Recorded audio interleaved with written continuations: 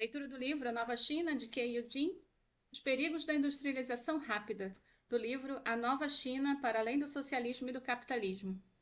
A China foi capaz de atingir taxas de crescimento impressionantes, mas isso não significa que seu modelo de crescimento entre 1978 e 2008 tenha sido um exemplo de sucesso absoluto.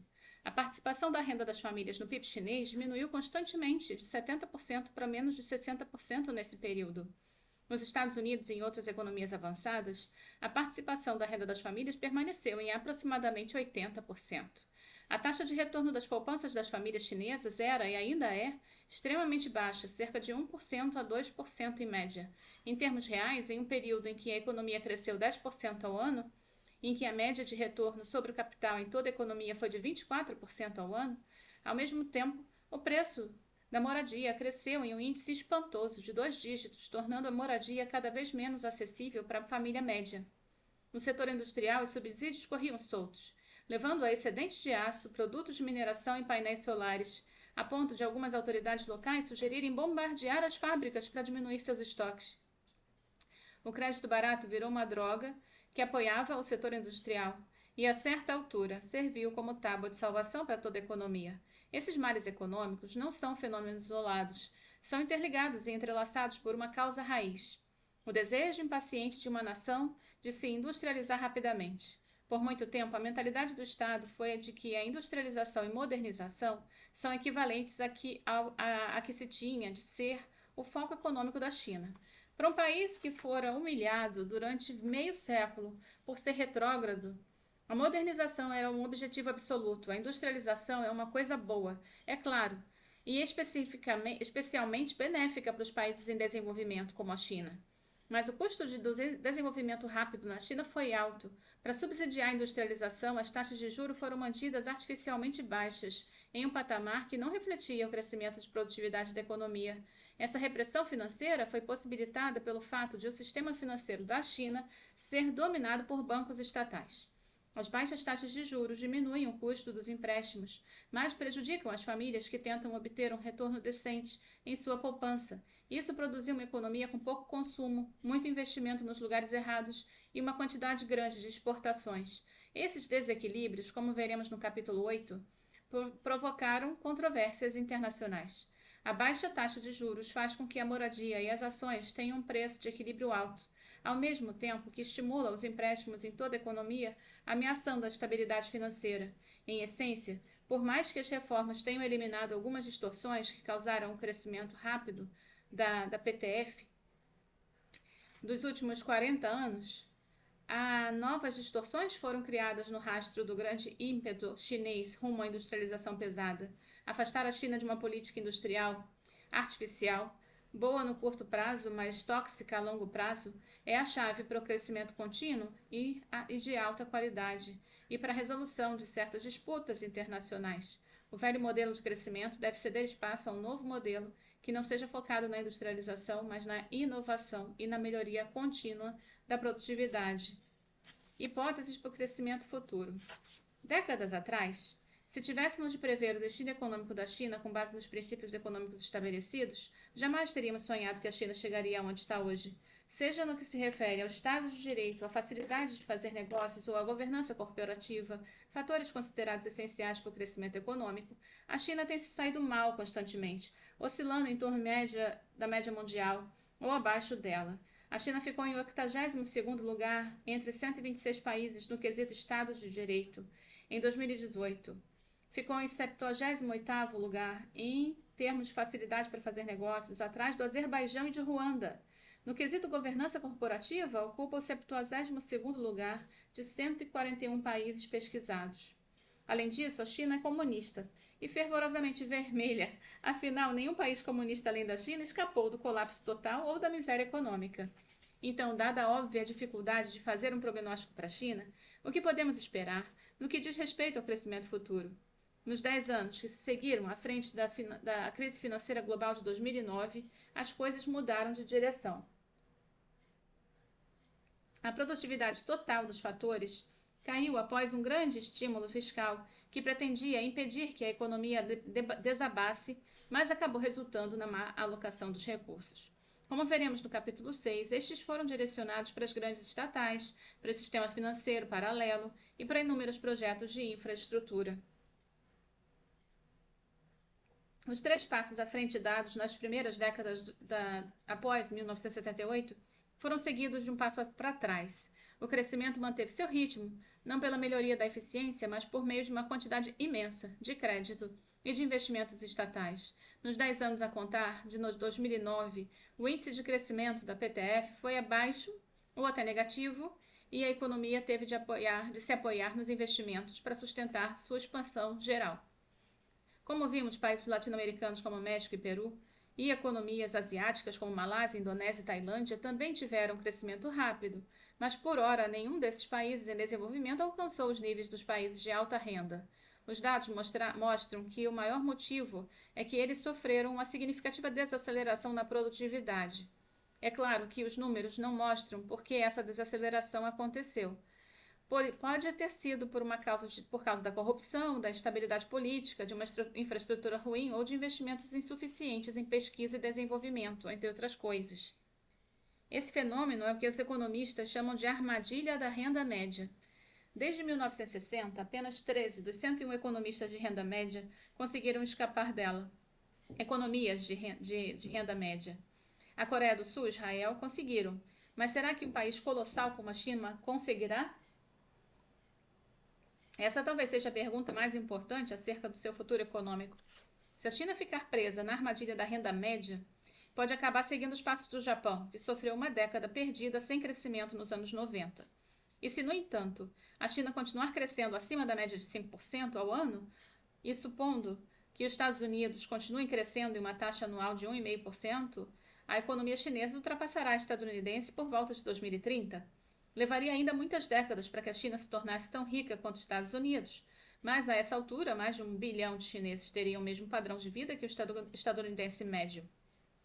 Contudo, para seguir a trajetória de seus vizinhos do leste asiático, e não a do Brasil e do México, a China precisará de um novo modelo de crescimento. Na data em que escrevo, a taxa de crescimento da economia chinesa está desacelerando e atingiu seu menor nível em 40 anos. Uma projeção de crescimento anual de 5% parece otimista demais a esta altura. Além de fatores cíclicos, como os choques à economia global e às cadeias de produção e as quarentenas de Covid-19, distorções persistentes e deficiências estruturais estão pesando na economia. Para começar, a relação recorde entre a dívida pública e o PIB da China, de 275% ao ano, em 2022, mostra que será necessário tomar um caminho doloroso rumo à desalavancagem. Os fatores estimulantes, como o crédito barato para salvar a economia da recessão, já não funcionam tão bem. A economia passou de raramente fria e frequentemente quente para um inverso. E as ameaças da desglobalização tornam particularmente frágeis as economias centradas na exportação. A prolongada retração econômica faz com que seja difícil acreditar em um avanço de considerável potencial inexplorado da China. Mas a verdade é que ainda há 870 milhões de pessoas com uma renda mensal abaixo de 2.000 yuan, que é cerca de $300. Eles ainda não se juntaram aos 400 milhões do grupo da renda média, que pelos padrões da China tem uma renda mensal de 2 a 5.000 yuans, muito abaixo da média das economias avançadas. Aumentar o grupo de renda média, grupo esse que tem a maior propensão marginal a consumir, é a única forma de realmente reforçar o motor do consumo chinês. Há também espaço para convergência. O nível de produtividade da China é atualmente muito menor que dos Estados Unidos. A parcela chinesa de mão de obra com diploma universitário é ainda menor do que da África do Sul e do Brasil, e muito menor que a dos países ricos. Novas reformas governamentais poderiam liberalizar ainda mais a economia. Apesar de uma política econômica mais aberta no geral, as comportas ainda têm de ser escancaradas para que as empresas privadas possam competir no setor de serviços, que inclui entretenimento, educação, saúde.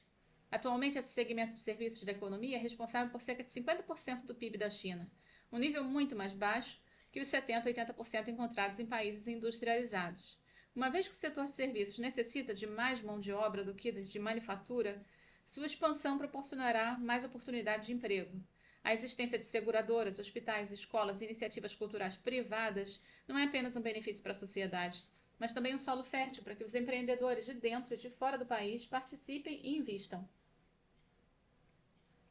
Embora a China ainda tenha bastante espaço para crescer até alcançar os países ricos, o aumento gradual da prosperidade do povo também dependerá da capacidade política de implementar por completo reformas ainda não finalizadas. A esse respeito, a recente desaceleração do crescimento reflete mais um impasse das reformas do que uma diminuição de potencial. Como vimos, as reformas deram um ímpeto poderoso à economia e ainda há muitas áreas em que as distorções podem ser reduzidas e a eficiência pode ser aumentada. Um aperfeiçoamento do setor financeiro melhoraria a alocação de capital e proporcionaria financiamentos estáveis e de longo prazo, que são importantíssimos para a inovação. A reforma do sistema ROCO, o sistema de registro familiar, que vincula o trabalho das pessoas ao lugar em que elas nasceram, permitiria um fluxo de talentos entre as regiões e melhoraria a alocação de mão de obra, além de reduzir as disparidades regionais. Reformas fiscais podem ajudar a solucionar o problema do alto nível do endividamento dos governos locais, como discutiremos mais detalhadamente no capítulo 6. As reformas são um ingrediente importante na mistura chinesa, mas ainda assim, à medida que o tempo passa, o modelo de crescimento impulsionado pelas reformas perde velocidade e potência. Muitos itens do abrangente pacote de reformas definido pelo 18º Congresso do Partido Comunista Chinês em 2012, quando Xi Jinping se tornou presidente, ainda estão em processo de implementação. A China já deu seu primeiro salto quântico, passando de uma renda per capita de 380 para 10 mil dólares em 4 décadas. O segundo salto quântico consistirá em passar de 10 mil para 30 mil dólares de renda per capita. Só então é que o milagre econômico será completamente realizado. Até agora, boa parte da velocidade das conquistas da China pode ser atribuída ao fato de que o país está correndo para sair do atraso. Mas a China só alcançará um sucesso sem ressalvas quando o país, com uma população de 1,4 bilhão de pessoas, alcançar o status de alta renda. Sobretudo, se isso se der em um ambiente político que contradiz completamente a sabedoria convencional do Ocidente. Se isso acontecer, metade das pessoas mais prósperas do mundo poderá estar vivendo sob o governo comunista, uma situação que ninguém teria previsto em 1989, quando caiu o Muro de Berlim. É mais provável que a nova geração, responsável por uma onda de nova tecnologia, dirija a economia nessa direção do que na direção contrária. Os jovens da China não têm o mesmo apetite para a industrialização que as gerações anteriores, perspectiva que até agora moldou a identidade econômica do país e dirigiu o processo de crescimento econômico. Mas a nova geração orgulha-se da crescente capacidade de inovar do país e tem confiança em sua própria capacidade de contribuir para essa inovação.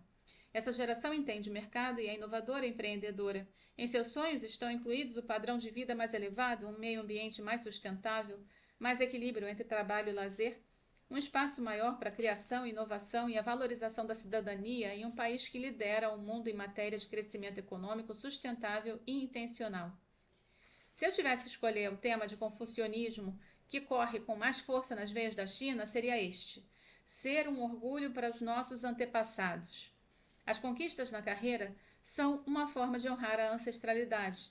A nova geração que está assumindo papéis de liderança na China pode orgulhar suas famílias com uma vasta gama de empreendimentos, mas o pioneirismo em inovação se tornou agora a forma mais elevada desse tipo de glória. E é somente por meio da inovação que a China pode ter a esperança de se tornar a principal potência econômica do século XXI.